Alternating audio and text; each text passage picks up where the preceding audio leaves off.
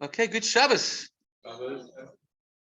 All right, so this week's parasha is Parashat Pinchas, and of course we know who Pinchas is as a person. Of course, last week's parasha introduced us to him when he jumped up in front of the congregation and went and put a spear through old Cosby and Zimri.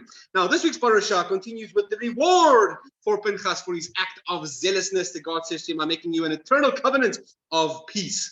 And then the parasha decides to take another census for us, because we haven't had enough censuses in the Bible.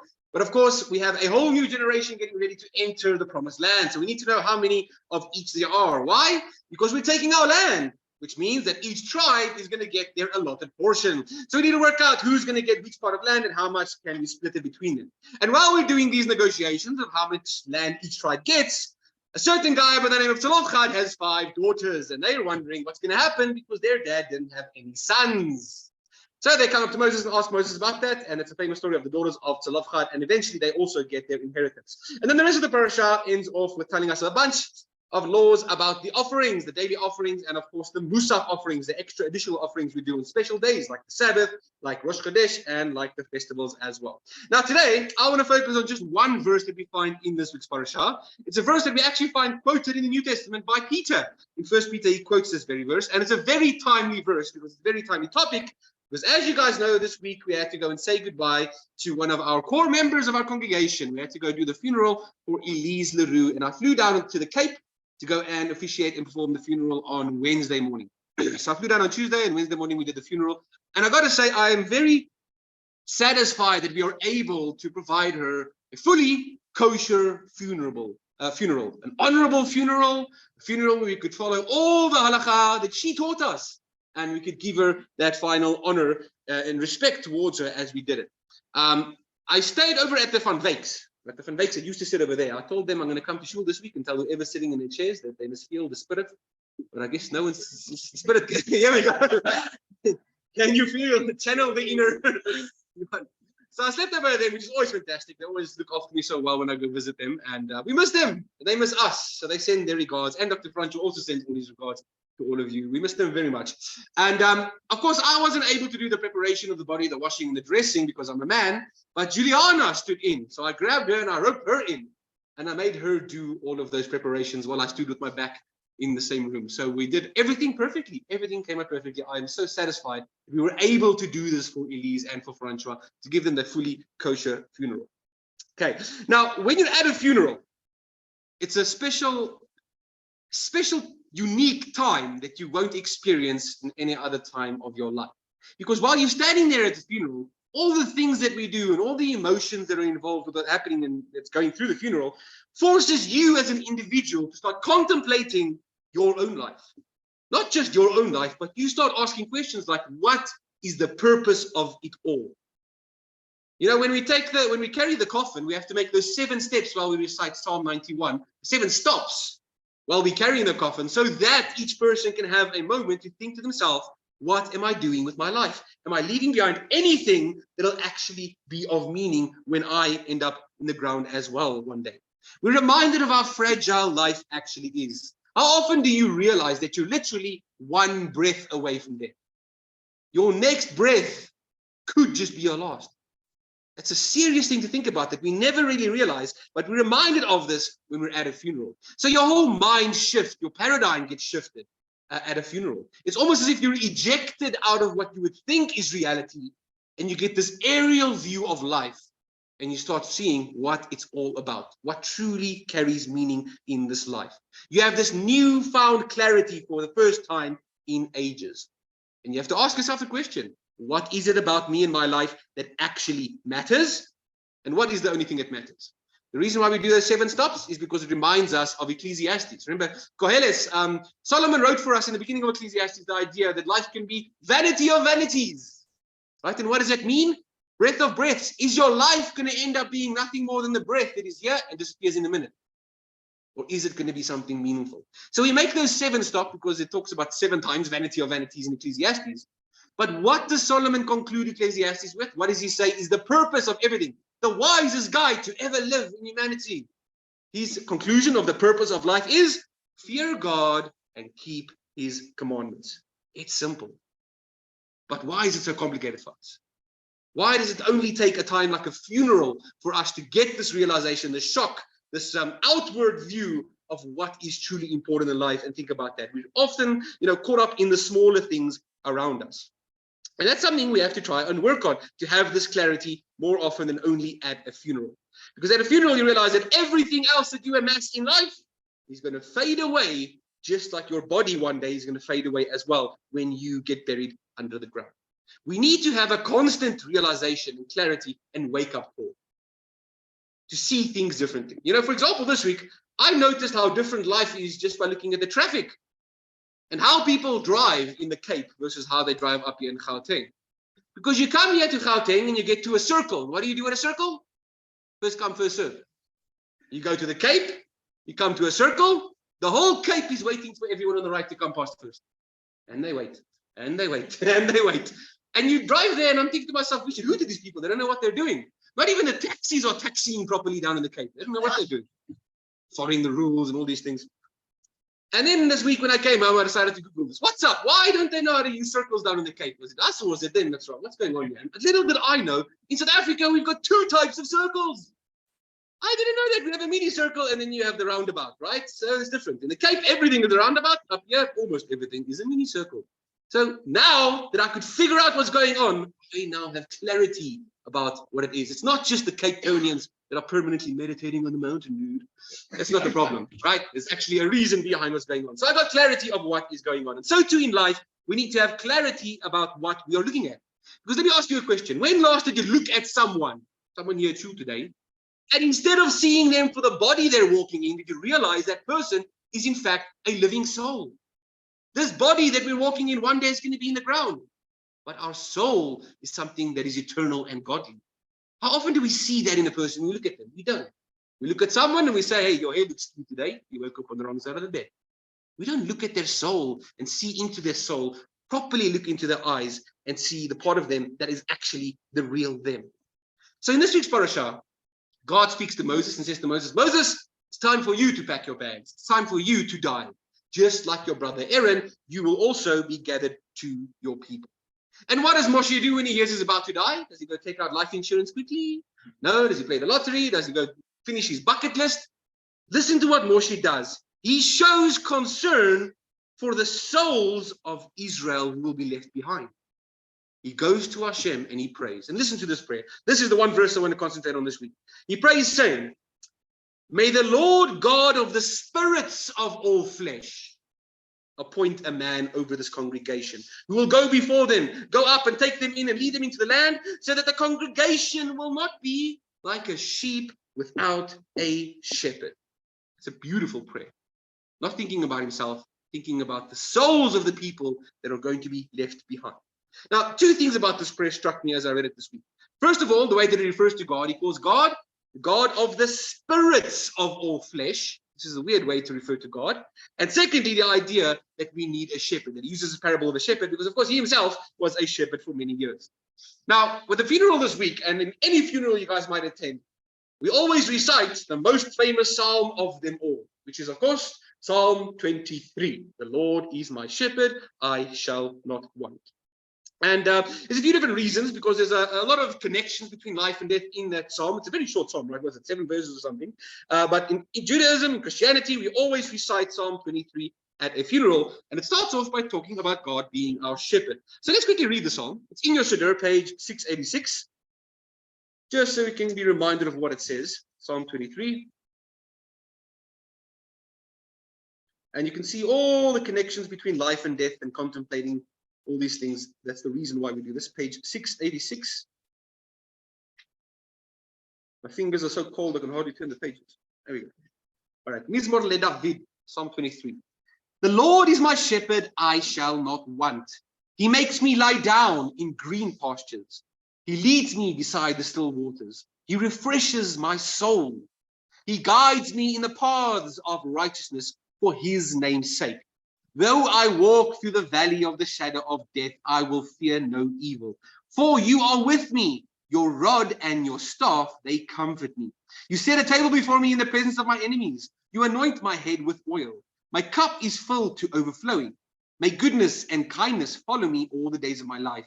And may I live in the house of the Lord forevermore. Right, so this is the most famous translation as well. This is the King James version, right?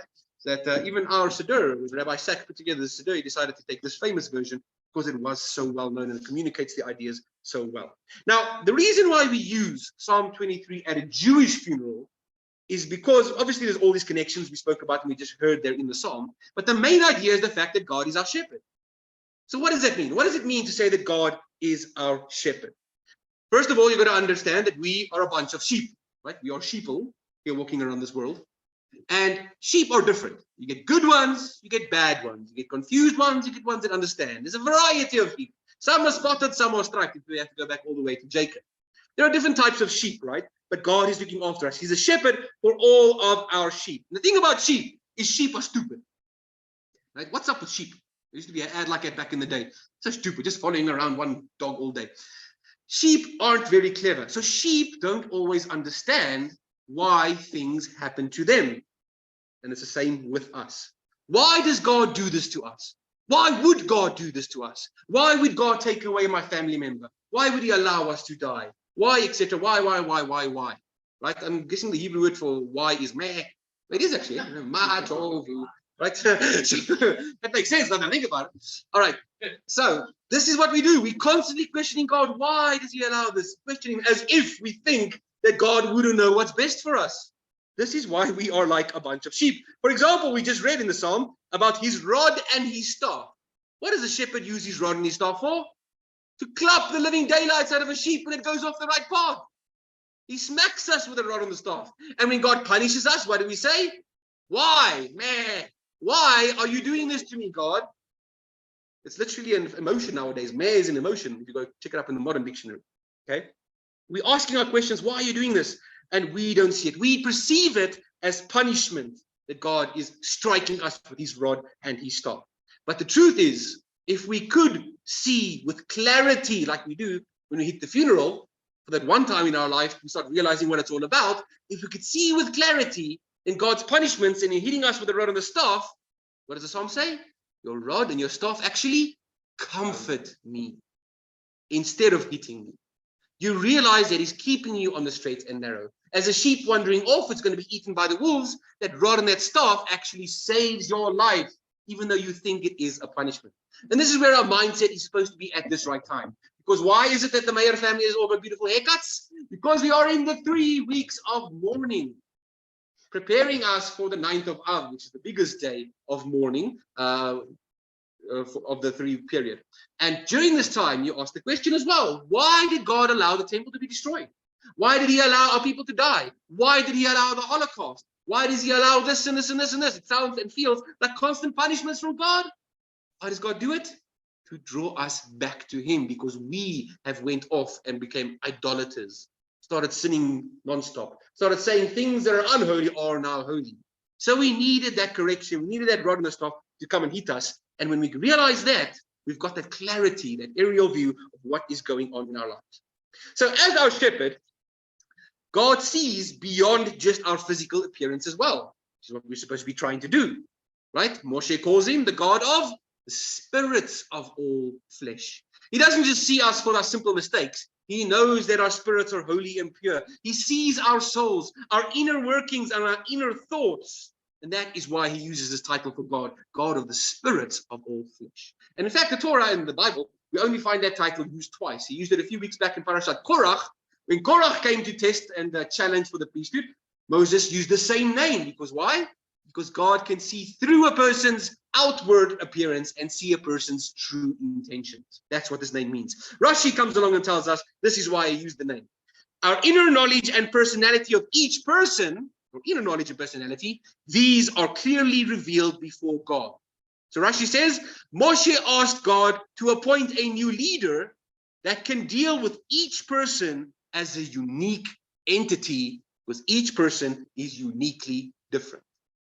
This is what Moses asked for when he said to God, appoint a leader that will be able to look at each person's individual issues and deal with them the correct way. Someone who doesn't just see the superficial value of a person, doesn't just see their physicality, but sees their everlasting soul inside them. This is the job of a shepherd. You're supposed to see more than just a bunch of sheep. Each sheep is different. And it reminds me of the prayer we do on Rosh Hashanah and Yom Kippur. The Unatzane Toikef. We talk about who will live and who will die, who by fire, who by water. We start off that prayer by saying that all will pass before you, God, as a shepherd examines his flock, passing his sheep beneath his staff. So you, God, count and enumerate and remember every living soul for their final verdict. This is how the final judgment looks. Our prayers compare it to a shepherd counting each one of his sheep, saying, you going left, you going right. Yeshua talks about this as well, right? Separating between the sheep and the goats. So this theme of this prayer that Moses speaks about, he talks about God of the spirit of all flesh, who guards our souls, and the idea of him being a shepherd is something that we see Peter actually pick up in the book of 1 Peter. I came across a commentary this week from Daniel Lancaster, where he actually found this. It was amazing. It's almost as if he's quoting this very thing. I'm not going to read it out of the complete Jewish because it's a horrible translation for that verse specifically. So I'm just going to read it to you from the normal ESV. 1 Peter chapter 2, verse 25. He finds these exact two things that Moses is praying for in this prayer. Peter's talking to the Gentiles saying, forget your past life, the paganism you might have grown up in and come from. Now live a life of holiness. He says to them, you were continually straying like sheep, but now you have returned to the shepherd, the guardian of your souls.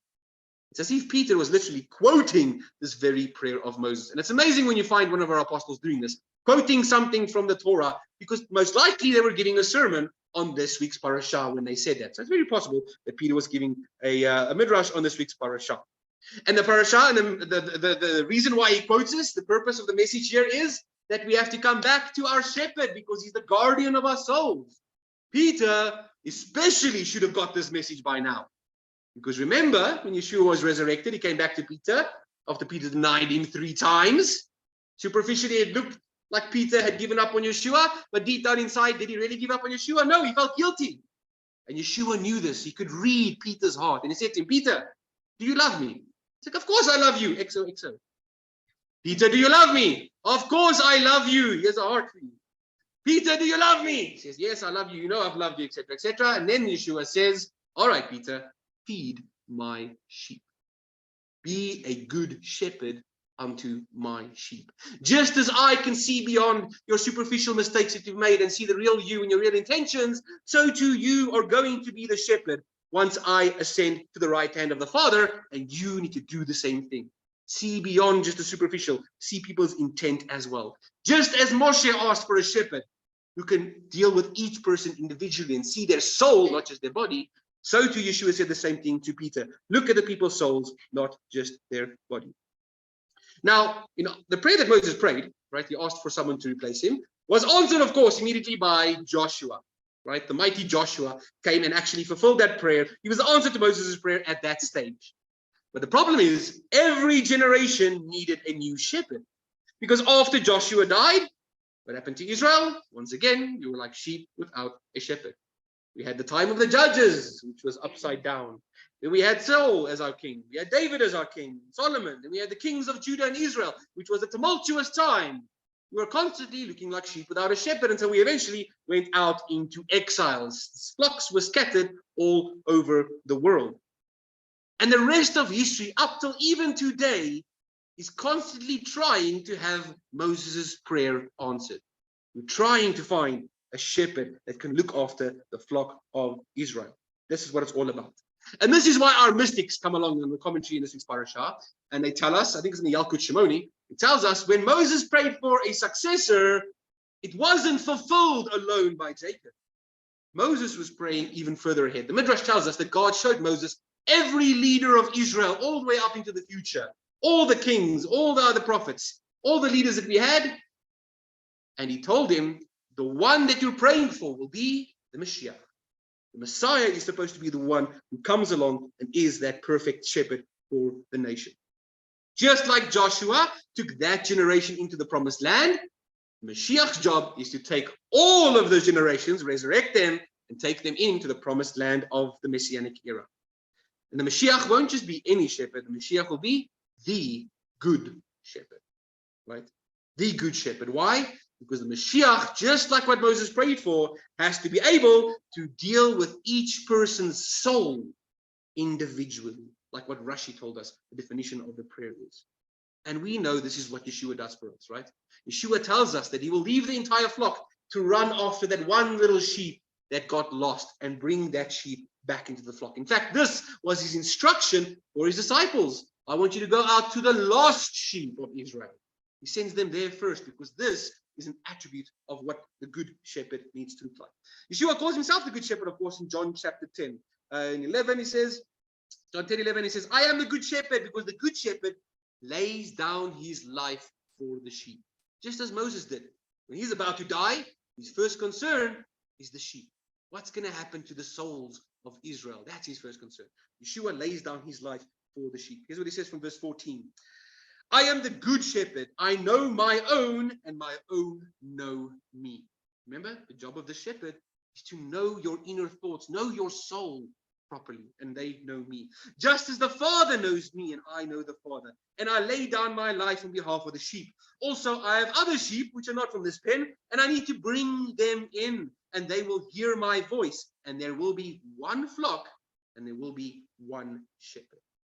So when Yeshua returns, how is he going to identify who are the sheep and who are the goats? We've learned this from Isaiah. Is he going to use his sight? No, not sight, not sound. He's going to use his smell. Why his smell? What part of our body smells? And I'm not talking about our armpits and things.